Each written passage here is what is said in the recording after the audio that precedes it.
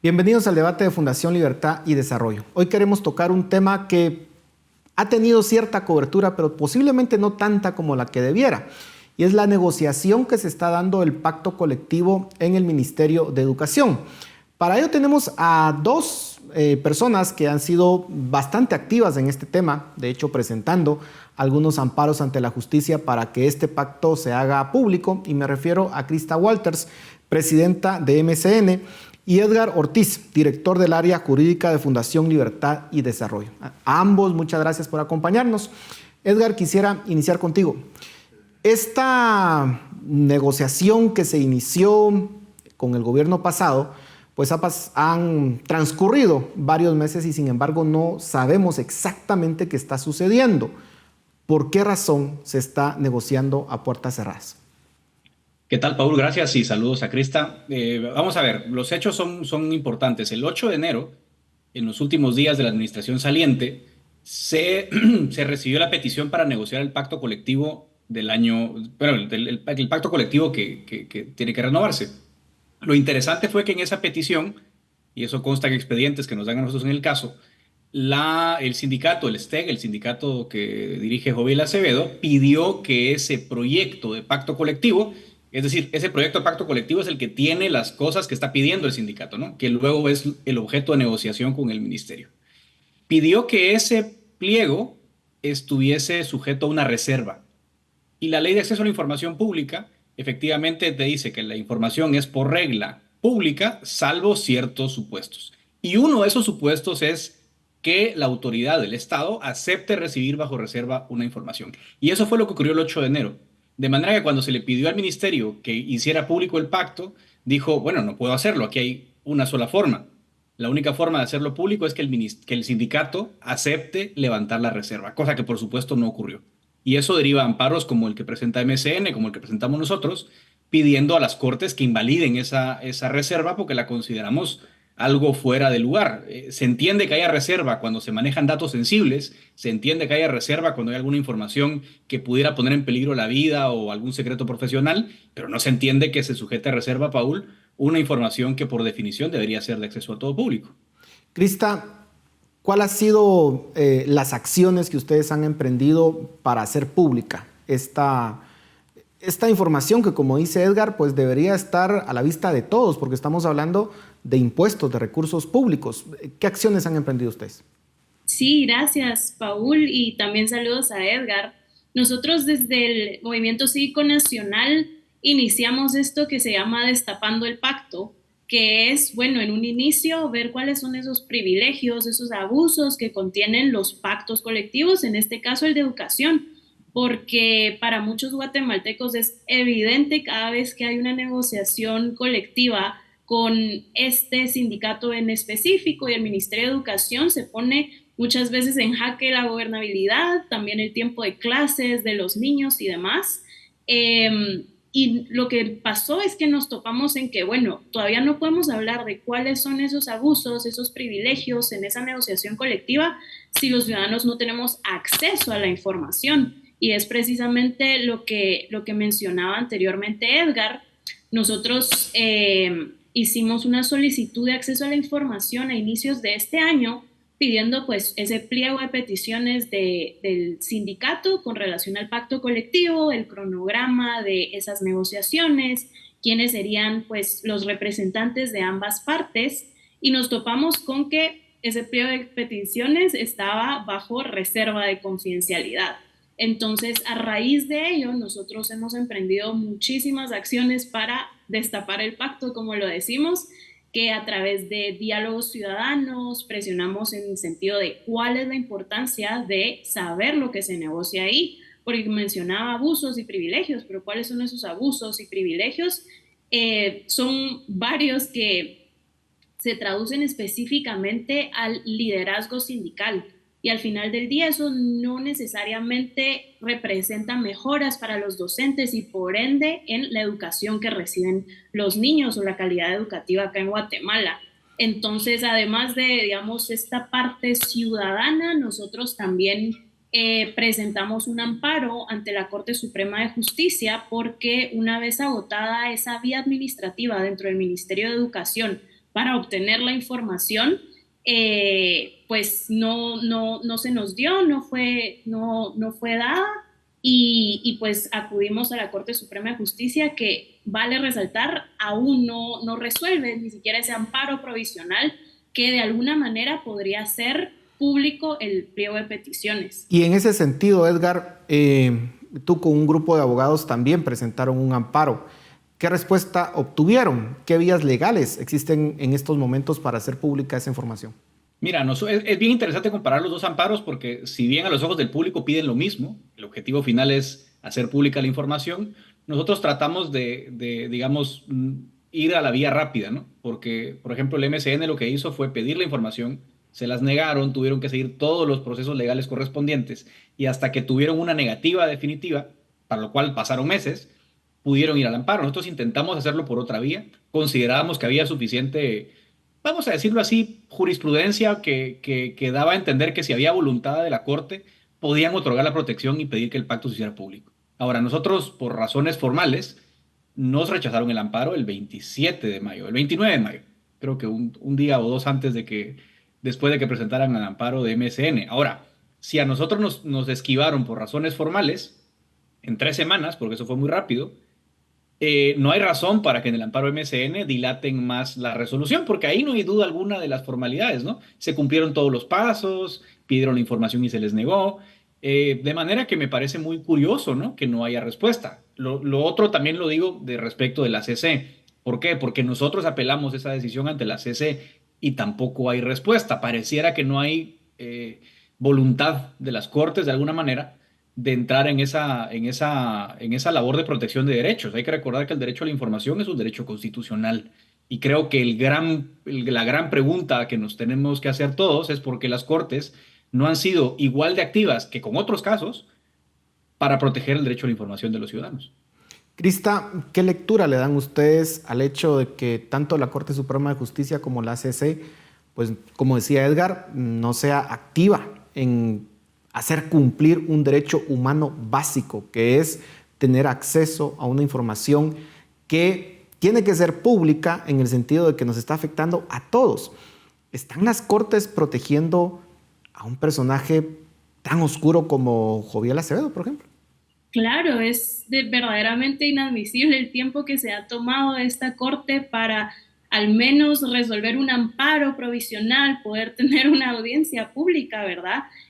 Para seguir ese proceso, porque, a ver, esa negativa de entregar la información que fue requerida por ciudadanos, alegando la confidencialidad, como hemos dicho, viola ese derecho constitucional al acceso a la información.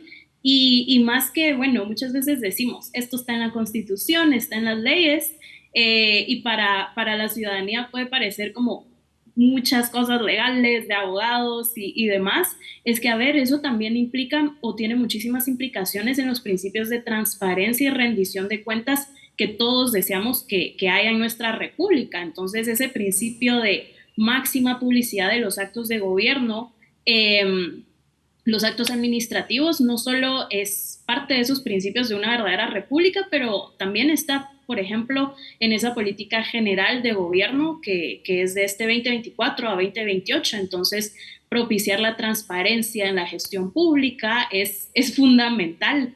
Y creo que esta parte de que se ha tardado tanto la Corte, en este caso la Corte Suprema de Justicia, hay que también entender el contexto político que estamos viviendo, un año donde se eligen cortes y estamos a mitad de ese proceso además.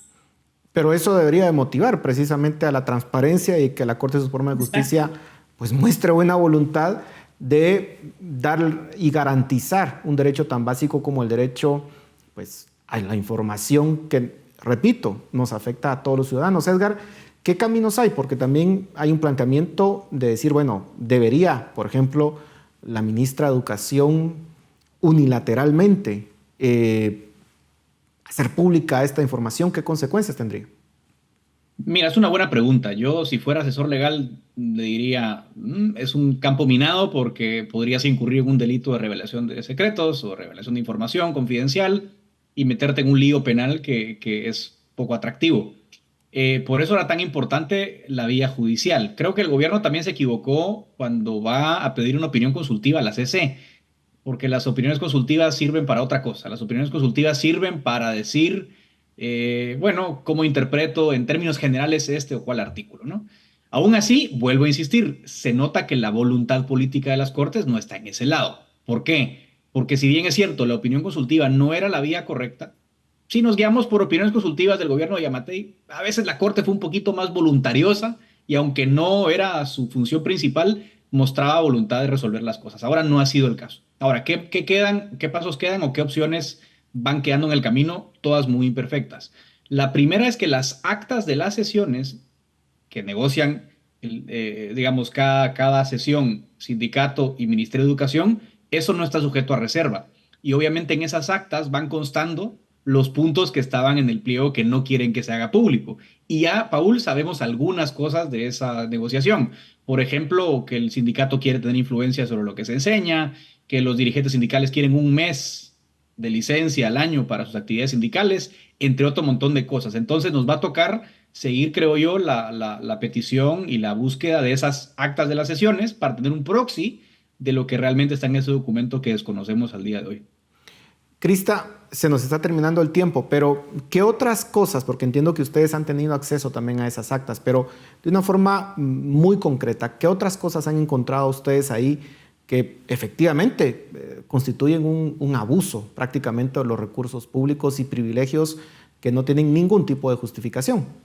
Claro, como mencionaba Edgar, si el pliego de peticiones está bajo reserva, aunque no es legal que esté bajo reserva confidencial, nosotros también acudimos a tener acceso a esas actas y como bien dice, se puede comparar de alguna manera el pacto colectivo pasado con lo que se va aprobando, pero queda todavía esa parte de en medio de saber si la petición fue esa y lo que aprobaron también es lo mismo. Pero nosotros hemos encontrado en 18 actas que constan de un par de meses, porque todavía no son públicas hasta la fecha, las actas de mediados de julio y todo agosto.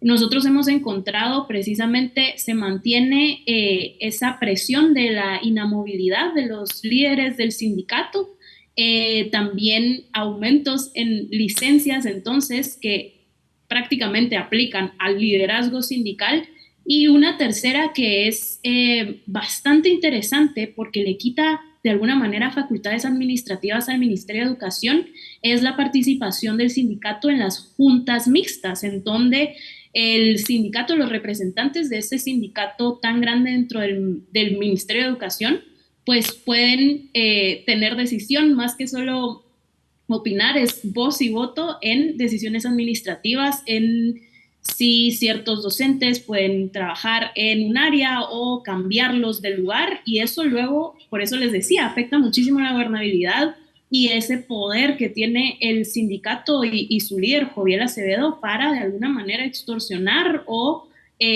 amenazar a los docentes que no quieran estar de su lado o del lado del sindicato cuando hace presión con tantas peticiones que verdaderamente no se traducen al resto de docentes.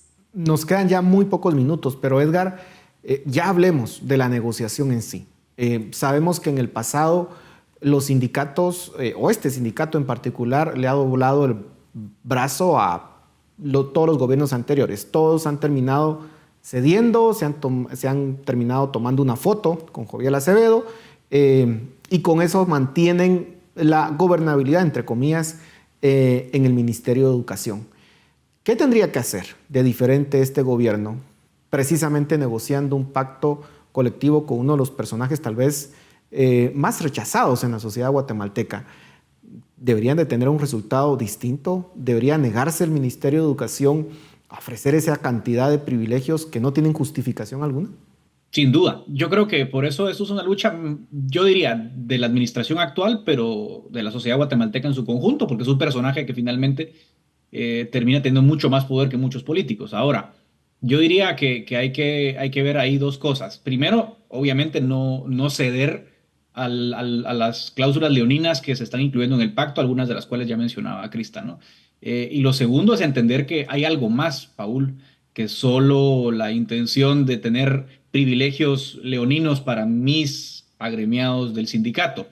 Creo que incluso hay temas de corrupción de fondo porque llama muchísimo la atención que el sindicato de trabajadores haya sido tan insistente con la cancelación del seguro escolar. O sea, se mostraron muy en desacuerdo con esa decisión, que uno diría en principio que tiene que ver un sindicato con una empresa privada que ofrece un seguro escolar. Entonces creo que hay muchísimas cosas de corrupción de fondo a las que hay que tener muchísima atención para poder entender cuál es lo que está en juego y por qué hay tanto interés en que esto no se haga público. Crista, terminamos con usted. Las conclusiones, ¿qué tendría que hacer la ministra de Educación con esta situación? ¿Tiene que ceder o finalmente tiene que sentar un precedente y no acceder a básicamente las extorsiones, como ustedes decían, que realiza este sindicato con cada gobierno?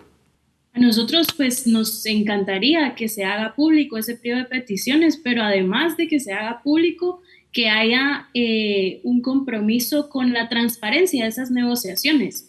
Ya se ha avanzado de alguna manera con tener acceso a esas actas, de que se entreguen, que sean públicas y demás, pero creo que, como mencionábamos anteriormente, la máxima publicidad de los actos administrativos tiene que prevalecer sobre pues, esa confidencialidad, y al final del día creo que sería una buena muestra de parte de esta administración, de este gobierno, de que verdaderamente se trata de hacer diferentes las cosas, porque, a ver, han habido gobiernos anteriores muchísimos que sí ceden ante esa presión de Joviel Acevedo, y creo que hemos llegado a un punto donde presupuestariamente es insostenible, financieramente, en términos de gobernabilidad y de la calidad educativa que se espera en el país.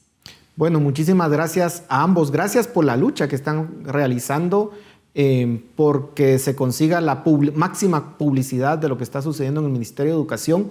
Pero también, como decía Edgar, esta es una lucha de toda la sociedad guatemalteca que tiene que apoyar en este momento el hecho de no ceder una vez más a las extorsiones de este sindicato que tanto daño le ha hecho a la educación del país y al país en su conjunto. Gracias por su tiempo. A ustedes en casa, muchas gracias por su atención.